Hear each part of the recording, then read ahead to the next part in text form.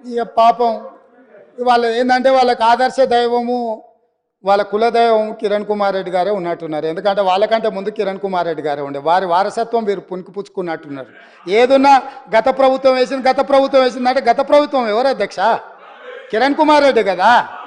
ఆ కిరణ్ కుమార్ రెడ్డి ఎవరు అధ్యక్ష? వాళ్ళకి ఆదర్శ రాముడా? ఇట్లున్నది వాళ్ళ వాళ్ళ వాళ్ళ అవగాహన. ఏం చేస్తాం, మేనేజ్మెంట్ కోటాలు వస్తే ప్రాబ్లమ్స్ ఉంటాయి అధ్యక్ష.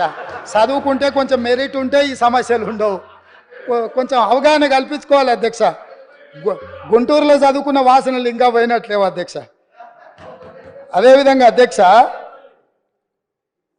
ఇట్లా తెలంగాణ చరిత్ర మసకబారిపోతే సానబట్టి వెలికి తీసి మట్టిలో మాణిక్యాలను బయటికి తేవాలన్న ప్రయత్నం మా ప్రభుత్వం చేస్తుంది.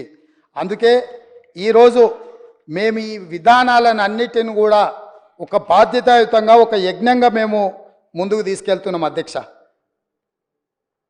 వారు ఏ సూచన అయినా చేయొచ్చు, నేను ఓపెన్గా స్వాగతం పలికిన, ఎవరైనా రావచ్చని.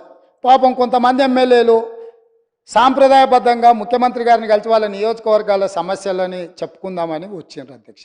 ముఖ్యమంత్రిగా నా బాధ్యత ఏంది అధ్యక్ష? నేను ఈ రాష్ట్రానికి ముఖ్యమంత్రిని. 119 మంది శాసనసభ్యులు, 40 మంది శాసనమండలి సభ్యులు, అదేవిధంగా 17 మంది లోక్సభ సభ్యులు, 7 మంది రాజ్యసభ సభ్యులు, మిగతా జిల్లా పరిషత్ చైర్మన్లు, మేయర్లు, మిగతా వాళ్ళందరూ కూడా ఉంటారు అధ్యక్ష.